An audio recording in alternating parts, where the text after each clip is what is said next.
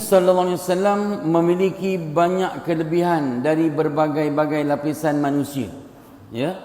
Selama kehidupan baginda. Maksudnya apa? Dalam kehidupan baginda dengan masyarakat Arab ketika itu, Nabi tuan-tuan mempunyai banyak kelebihan. Seperti tuan-tuan dan puan-puan yang ada kelebihan tersendiri, lalu di sana sebenarnya itulah sifat yang ada pada baginda Nabi, ada kelebihan tersendiri. Baginda menjadi pemikiran yang unggul. Dia suka fikir luar kotak. Tuan kan? Dalam istilah kita orang sekarang tuan yang hebat-hebat, seseorang yang hebat tu bila dia boleh fikir luar kotak. Tak kira lah, ya, ustaz, ustazah, ya tuan-tuan, kita daripada kalangan AJK dan sebagainya, antara fikiran luar kotak tuan-tuan yang nampak simple je sekarang apa dia? Buat tabung sedekah subuh sendiri kat rumah. Tuan kan? Betul lagi zaman PKPB ni, isteri pun tuan-tuan nak kirim apa nama? Sedekah subuh kan. Lalu kita dah tahu orang buat sedekah subuh ni memang di antara impak ataupun kesan selain daripada ganjaran daripada Allah tu cukup banyak. Baginda menjadi tonggak pemikiran unggul, pandangan yang lurus, kemudian mendapat sanjungan kerana kecerdikannya. Misalnya kecil-kecil lagi tuan-tuan, Nabi dah nampak cerdiknya. Ya, kecil-kecil lagi tuan-tuan, orang Arab dah nampak akan kebijaksanaan Nabi yang merupakan sifat yang ada pada baginda. 4 sifat yang wajib bagi Nabi apa dia? Fatana. Tuan-tuan, siddiq, amanah, tabligh, fatana. Fatana tuan-tuan maksudnya bijaksana. Itu dia. Kemudian pandangan yang lurus. Ya. Kemudian kelurusan pemikiran tuan-tuan. Bagus tuan-tuan, fikirannya sangat bagus. Mendapat sanjungan kerana kecerdikan, kemudian matlamat, saranan dan juga tujuan. Ya. Dia mempunyai matlamat. Kita tuan-tuan tengok dalam diri kita, ada tak matlamat hidup kita? Apa matlamat hidup kita? Kalau kita mempunyai matlamat hidup, samalah macam baginda Nabi. Lalu tuan-tuan, kalau kita belum ada matlamat hidup, maka kita cuba koreksi, cuba muhasabah diri. Apa matlamat hidup aku? Apa matlamat hidup tuan-tuan? Orang kata sekarang apa? Big why. Tuan kan? Orang pergi program-program motivasi apa-apa, big why.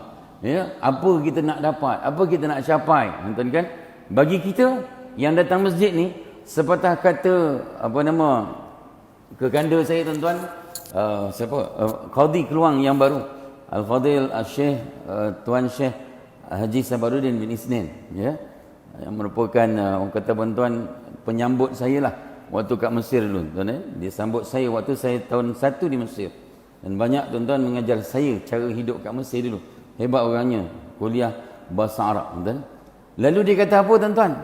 Zan, kau ngajar kat masjid ni, kau mesti letakkan satu paling utama, biar diri kita dan seluruh jemaah mati dalam husnul khatimah. Tuan ya? Amin ya rabbal alamin. Itu matlamat pertama kita.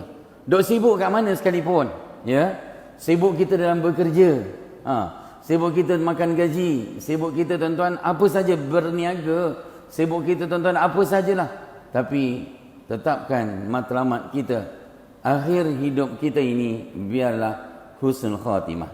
Orang yang boleh fikir macam ni, insya-Allah, dia rasa takut nak buat salah. Dia rasa takut tuan-tuan nak buat perkara yang boleh mendatangkan dosa. Dan dalam masa yang sama, itulah yang dikehendaki oleh Allah Subhanahu Wa Taala. Atas dasar demikian, kita contohi baginda tuan-tuan lebih suka berdiam diri dalam mengamati, ya, memusatkan pemikirannya tuan-tuan dan mencari kebenaran. Dia akan senyap tuan-tuan kan. Baginda diceritakan dalam sirah, kalau dikupas dalam bab ni, baginda tuan-tuan dia kalau memikirkan sesuatu tuan-tuan, dia senyap, berhenti, diam, kemudian tuan-tuan diluahkan ataupun dilontarkan cadangannya. Inilah di antara contoh-contoh yang kita boleh dapat dalam kehidupan baginda. Kemudian Allah nyatakan juga tuan-tuan sebagai ilmu untuk kita, iaitulah bagaimana dengan akalnya, akal baginda yang mengamati tuan-tuan keadaan negeri dia. Nabi fikirkan, ya, Nabi fikirkan negerinya, dengan fitrahnya yang suci dan bersih. Memang kita tahu sejak daripada zaman kanak-kanak lagi, kan, ada riwayat mengatakan umur 4 tahun, ada riwayat mengatakan umur 5 tahun ketika di perkampungan Bani Sa'ad, baginda sedang bermain-main dengan anak-anak kecil yang seumur dengannya, iaitu di perkampungan Bani Sa'ad, ketika hidup bersama dengan ibu susuannya Halimatus Sa'adiyah. Bani Sa'ad, tuan-tuan, kita pergi Taif tu kan, jalan lagi tuan-tuan, jauh lagi, sampailah perkampungan Bani Sa'ad. Lalu antara kerja yang dilakukan oleh penduduk ke perkampungan Bani Sa'ad adalah mengembala kambing. Ketika tuan-tuan itu, kita akan jumpa nanti kisahnya, iaitulah baginda sedang bermain, lalu diambil oleh Jibril di belah dadanya, dicuci hatinya tuan-tuan, dan kemudiannya baginda ni dikategorikan sebagai suci bersih. Selain daripada apa yang disebutkan di sini, iaitulah akhlak baginda memang ternyata di antara akhlak yang terbaik di kalangan para remaja. Kanak-kanak pun sama. Baginda mengamati kehidupan keadaan manusia dari berbagai golongan manusia, ya, dan baginda sedih melihat khurafat yang berlaku lalu menghindarinya. Masa itu belum dapat lagi ayat Al-Quran. Suratul Alaq ayat 1 hingga 5, Iqra' bismi rabbikal ladzi khalaq, itu yang diturunkan ketika dalam Gua Hira. Nabi belum dapat lagi, tapi Nabi dah boleh berfikir, Nabi dah boleh rasa benci, dah boleh rasa apa tuan-tuan, ya, sedih melihat perkara khurafat yang dilakukan oleh masyarakat Arab jahiliyah, ya. Antaranya apa? Kan, yang mana mereka menyembah berhala, iaitulah dikeliling Masjid Nabawi, Masjidil Haram itu, ya, diletakkan berhala. Satu hari satu berhala dalam setahun, kiralah kalau 360 hari 360 tuan-tuan berhala. Dan berhala yang orang selalu tanya, kat mana letaknya berhala Latta dan juga Uzza? Di situlah tuan-tuan baginda berkomunikasi dengan masyarakat sekeliling dengan mempertimbangkan dirinya dengan keadaan mereka. Maksudnya apa? Nabi tuan-tuan sesuaikan. Dia bual dengan siapa? Bual dengan pakcik, bual dengan makcik, dia sesuaikan keadaan, ya. Dan kemudiannya selagi ada kebaikan, selagi itulah baginda mahu bersekutu ataupun bergabung dengan mereka, ya. Maksudnya apa? Kalau Nabi nampak bual dengan pakcik, makcik, bual dengan remaja, Nabi akan turun dirinya tuan-tuan sebagai remaja. Bual dengan kanak-kanak, Nabi pun akan turunkan dirinya sebagai kanak-kanak. Kenapa tuan-tuan? Sebagai meraihkan mereka. Jadi kalau Nabi lihat, Nabi boleh bergabung, Nabi boleh join, tuan-tuan kan, boleh join dengan mereka, Nabi akan join, Nabi akan tuan-tuan bekerjasama. Tetapi jika sebaliknya, apa maksud sebaliknya? Ya, baginda lebih suka bersendirian, ya. Baginda tengok kalau adanya perkara yang disebutkan minum arak, ya, perkara yang makan daging haiwan yang tidak disembelih untuk dipersembahkan tuan-tuan, ataupun yang disembelih tapi dipersembahkan kepada berhala. Inilah yang berlaku di depan baginda Nabi ketika belum datangnya wahyu daripada Allah melalui Jibril alaihissalam. Masa tu pun Nabi dah boleh fikir, masa itu pun tuan-tuan Nabi dah boleh jadi baik, dan diletakkan sebagai panduan tidak menghadiri upacara atau pertemuan untuk menyembah patung-patung. Tuan-tuan, jadi tadi orang Arab tuan-tuan memang dia tuan-tuan ada ketika kumpulan yang mana siap sembelih lagi. Kalau kambing tuan-tuan disembelih lagi tuan-tuan, disembelih elok-elok tuan-tuan, tapi dibawa ataupun dipersembahkan di depan berhala. Tuan kan? Dan kemudiannya diletakkan bahawa sesungguhnya perkara itu haram dimakan, kata Nabi. Ya, ketika itu belum datang lagi apa yang disebutkan baginda Nabi menerima wahyu. Bahkan semenjak kecil lagi baginda sentiasa menghindari segala jenis penyembahan yang batil. Masa kecil lagi tuan-tuan, Nabi dah jauhkan diri daripada upacara penyembahan, ya, sehingga tidak ada sesuatu yang lebih baginda benci selain daripada apa tuan-tuan? penyembahan patung-patung. Ya, kita dah tahu kan banyaknya patung-patung yang berada di mana? Yang berada di sekitar Masjidil Haram ketika itu. Kemudian dan hampir-hampir baginda tidak sanggup menahan kesabaran. Ada cerita pula tuan-tuan. Baginda tuan-tuan satu hari sampai tak boleh tahan kesabaran tatkala mendengar sumpah yang disampaikan kepada patung Latta dan juga Uzza. Maksudnya apa? Orang Arab siap bersumpah. Aku bersumpah dengan patung sekian-sekian. Ya. Siapa yang cakap ni? Masyarakat Arab. Lalu ketika itu tuan-tuan, Nabi berang sampai tak dapat menahan marah tuan-tuan. Lalu Nabi melarikan diri daripada suasana tersebut.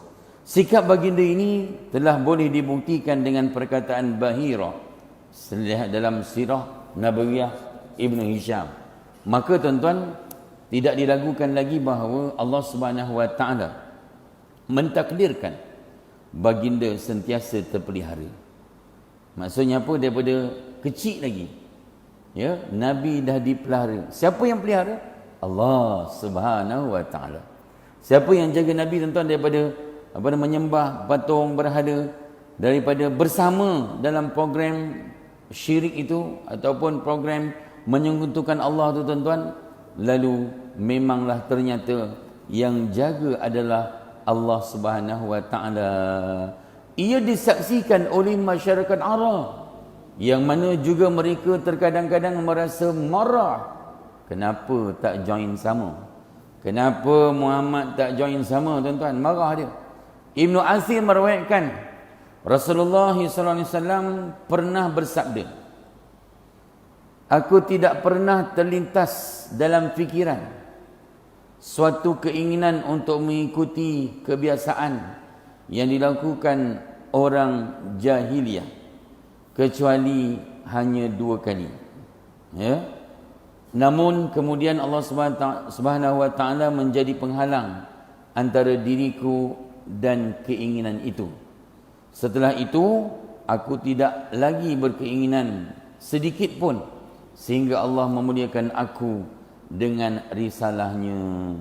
Ya, maksudnya tuan, sepanjang hidup Nabi ketika kecil dan remajanya Nabi tak pernah teringin pun tak nak, tuan kan? Ya, apatah lagi duk sama-sama join, tak ada. Nabi tak pernah teringin nak bersama-sama dengan mereka, iaitulah Arab jahiliyah. Satu malam baginda pernah berkata kepada seorang pemuda yang sedang mengembala kambing. Ya, dia mengembala kambing tuan bersama dengan baginda di suatu bukit di Mekah. Mekah kan banyak bukit bukau kan? Ya. Ni tuan-tuan dah nak masuk musim sejuk ni, tak tahulah tahun ni adakah bukit bukau yang batu-batan warna hitam tu akan bertukar menjadi hijau seperti tahun lepas.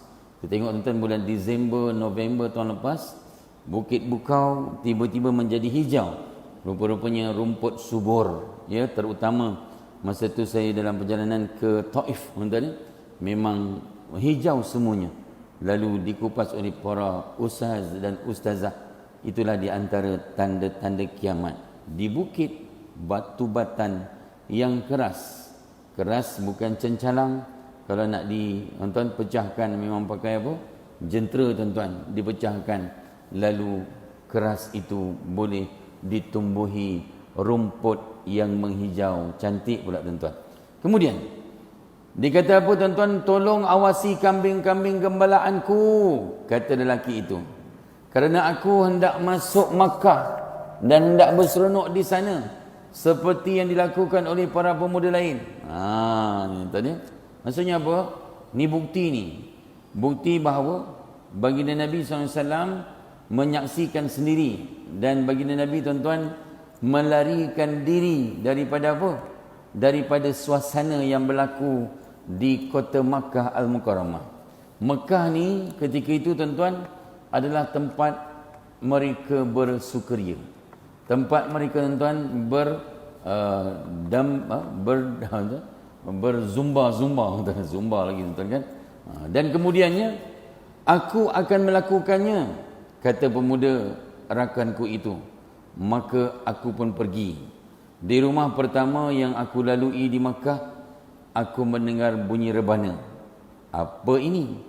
Lalu orang menjawab, keraian pernikahan. Adanya apa tuan-tuan? Pernikahan fulan dan fulanah. Ya. Aku ikut duduk-duduk dan mendengarkan. Namun Allah Subhanahu Wa Taala menutup telingaku. Nabi ikut tuan-tuan. Nabi ikut pemuda lagi tadi, kemudian dengar apa tuan-tuan? Dipukul rebana. Rupa-rupanya diraikan satu majlis pernikahan. Sampai tuan-tuan satu tempat Nabi ikut duduk dan mendengarkan. Namun Allah Subhanahu Wa Taala menutup telinga baginda. Masa itu tuan-tuan, Allah tutup telinga baginda Nabi SAW. Dan aku langsung tertidur. Ya, orang duk sibuk, tuan-tuan dengar acara ataupun muzik, pukul rebana, tuan kan, Nabi boleh tertidur. Siapa yang tidurkan? Allah. Sehingga aku terbangun kerana terikkan matahari pada hari esok harinya. Sampai baginda Nabi tuan tertidur sampai ke tengah hari tuan-tuan, sampai matahari naik dah. Aku kembali menemui rakanku dan dia langsung bertanyakan kepada aku. Maka aku memberitahukan apa yang terjadi pada malam lainnya. Aku berkata seperti itu lagi dan berbuat perkara yang sama. Tetapi sekali lagi aku mengalami kejadian yang sama seperti hari sebelumnya. Ya, maksudnya tuan, pada hari kedua dibawa juga Nabi pergi tuan-tuan ke tempat adanya acara. Tapi Allah tidurkan Nabi. Dan Nabi tak dengar langsung tuan-tuan. Dan setelah itu baginda tidak lagi ingin berbuat hal yang bersama, ya, mereka yang meletakkan sebagai usaha membawa Nabi ke arah kemungkaran. Lalu apa kata Nabi tuan-tuan? Angkatlah jubahmu hingga di atas lutut agar engkau tidak terluka oleh batu. Tetapi disebabkan hal itu baginda terus terjatuh, tersungkur ke atas tanah. Maka baginda memandang ke langit, kemudian bersabda, ini gara-gara jubahku. Ya, dan ini gara-gara jubahku, kata Nabi. 2 kali Nabi sebut tuan-tuan. Lalu baginda mengikat jubahnya. Dalam riwayat lain disebutkan semenjak itu baginda tidak pernah memperlihatkan auratnya. Ni masa zaman remaja baginda Nabi. Nabi tidak memperlihatkan lagi auratnya. Ya, ketika tuan-tuan Nabi nak berjalan tuan-tuan di kawasan yang berbukit bukau, iaitu tuan-tuan tatkala bila? Tatkala baginda Nabi nak apa tuan-tuan? Selamatkan diri. Iaitulah Al-Bukhari meriwayatkan daripada Abdullah bin Jabir tatkala Kaabah sedang diperbaiki. Masa Nabi tuan-tuan Kaabah sedang diperbaiki, ya, maksudnya Kaabah tuan-tuan banyak kali diperbaiki ataupun dinaik taraf. Ya, Nabi ikut sama tuan-tuan untuk apa? Untuk meletakkan batu. Lalu Nabi SAW begitu menonjol di kalangan kaumnya. Kaum apa yang apa tuan-tuan? Kaum Quraisy yang menjaga Kaabah. Kita dah bincangkan yang lepas. Tutur katanya tuan-tuan yang lemah lembut. Jadi hari ini yang atuk nenek, ya, mak bapak kita ajar ni, sebenarnya atuk nenek kita ni dapat daripada buyut-buyut kita. Yang mana buyut kita tuan-tuan di antara mereka yang belajar daripada tok guru. Betul lagi yang daripada Indonesia, mereka yang sempat belajar dengan siapa? Dengan wali-wali Songo. Yang mana guru-guru mereka adalah daripada kalangan masyarakat Arab daripada Yaman, yang mereka ini menyampaikan dakwah Nabi. Antaranya apa? Kita diajar supaya bertutur dengan lemah lembut. Ya, dia bukan kerana orang Melayu, tapi dia kerana apa tuan-tuan? Kerana akhlak ataupun cara bertuturnya baginda Nabi Muhammad SAW. Sebab di antara amalan cakap lemah lembut Nabi inilah yang menyebabkan orang rasa tertarik dan orang rasa tertunduk. Jadi kalau tuan-tuan boleh cakap dengan lemah lembut, berbudi bahasa, maka tuan-tuan sedang melakukan mandram yang sangat baik. Tuan kan? Iaitulah ilmu penunduk yang sangat baik, iaitu amalan Nabi cakap lemah lembut. Akhlaknya yang utama dan sifat-sifatnya yang mulia. Akhlak baginda tuan memang disebutkan menjadi igawan, menjadi sebutan ya di kalangan masyarakat Arab, sama ada yang lelaki apatah lagi yang perempuan. Ya, di tengah-tengah kaumnya itu baginda seorang yang paling mulia kepribadian.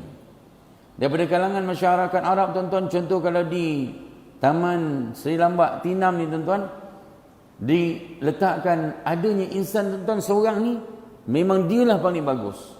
Tutur katanya tuan, masya-Allah, lemah lembut. Itu dia. Ya. Tutur katanya tuan memang hebat, menjadi pandangan awam, orang suka melihatnya, baik orangnya tuan-tuan, ya. Ramai pula peminatnya tuan-tuan. Itu dia. Apatah lagi disebutkan di sini paling indah akhlaknya, paling terhormat dalam pergaulannya. Mana taknya menjadi daya penarik. Ni tuan kan. Sebab tu tajuk kita pun itu daya penarik.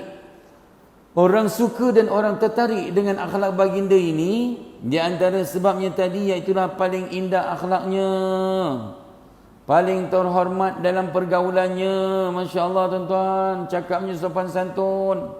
Ya, dengan siapa? Dengan para tetangganya, masyarakat tuan-tuan. Dan paling lemah lembut, paling jujur. Paling terjaga jiwanya tuan. Jiwanya memang terjaga dan diakui oleh masyarakat Arab. Ya, paling terpuji kebaikannya. Kita kena buat. Kita kena buat tuan-tuan, ini eksperimen. Dan paling baik amalnya. Kita tengok amalan Nabi. Sehingga Nabi tuan-tuan seorang yang pembersih. Ya, sebab apa? Kita ingatkan dalam hadis Nabi kata apa? Innallaha jamilun yuhibbul jamal. Tuan, orang ni kalau pembersih tuan-tuan, masya-Allah, hebat. Ada kawan saya tuan-tuan memang pembersih. Kalau kira pakaian tuan-tuan memang nampak bersih lah. Kereta tuan-tuan nampak kotor sikit, cepat-cepat pergi car wash. Ya, pergi car wash tuan-tuan, lalu jumpalah dia untuk basuh kereta tuan-tuan. Dibersihkan kereta tuan-tuan kat kampung Melayu tu. Paling banyak memenuhi janji tuan-tuan.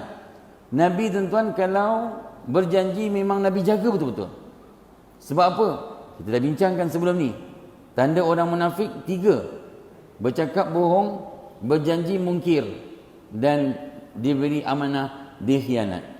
Kalau ada 3 ciri ni dalam diri kita tuan-tuan, cepat-cepat ubah. Sebab kalau tidak, kita tergolong daripada golongan munafik. Munafik kalau dikekalkan amalannya, dikekalkan sifat munafiknya, maka dikira sebagai fasik. In ja'akum fasikun binaba'in fatabayyanu. Allah suruh apa tuan-tuan? Kalau datangnya pada kamu orang yang fasik, maka hindarkanlah, jauhkanlah daripada orang macam tu. Paling boleh dipercayai Nabi tuan-tuan, orang yang paling boleh dipercayai, hingga mereka menggelarkan apa? Menggelarkan baginda sebagai Al-Amin. Inilah poin yang paling utama yang tidak ada tuan-tuan kepada yang lain kecuali baginda Nabi Muhammad sallallahu alaihi wasallam. Bagaimana dengan nabi-nabi lain selain baginda Nabi Muhammad sallallahu alaihi wasallam? Maka tuan-tuan, baginda adalah yang terlebih baik di kalangan para anbiya. Ya. Jadi tuan-tuan, sebab itulah hari ini memang kita rasa kecewa sangat, rasa bengang sangat tuan-tuan, bila Perancis, ya, yang mana merosakkan apa tuan-tuan? Merosakkan apa tuan-tuan? Imej agama Islam. Dilukis tuan-tuan karikatur seorang lelaki yang dikatakan Nabi Muhammad SAW, kemudian ditampalkan di sebuah bangunan di tengah-tengah bandar sebesar-besarnya. Kemudian tuan-tuan, seorang guru, ya, di satu kelas tuan-tuan, ya, membawa gambar tersebut, memaparkan gambar tersebut kepada anak muridnya. Lalu dikata kalau ada mereka yang beragama Islam dalam kelas ini, maka tidak layak berada di sini. Kerana apa tuan-tuan? Kerana itulah menyebabkan anak murid itu marah, dan beberapa hari anak murid tersebut telah mengikuri cikgu tersebut dan disembelih cikgu itu tuan-tuan. Mati Jahannam itu tuan-tuan. Maka hari ini kanak-kanak tersebut remaja tersebut telah pun dijatuhkan hukuman ditembak mati tuan-tuan, dikira sebagai mati syahid. Mudah-mudahan satu dunia tuan-tuan, dunia Islam boikot barang Perancis. Semoga jatuh teruk dia atas pengajarannya. Dan seterang tuan-tuan, lagi kecewa kita bila ada satu Instagram yang membuat peraduan, melukis karikatur baginda Nabi Muhammad SAW. Apakah ujian ini? Kita kena sama-sama pertahankan kesucian baginda Nabi Muhammad SAW. Maka tuan-tuan, kita sambung selepas azan insya-Allah.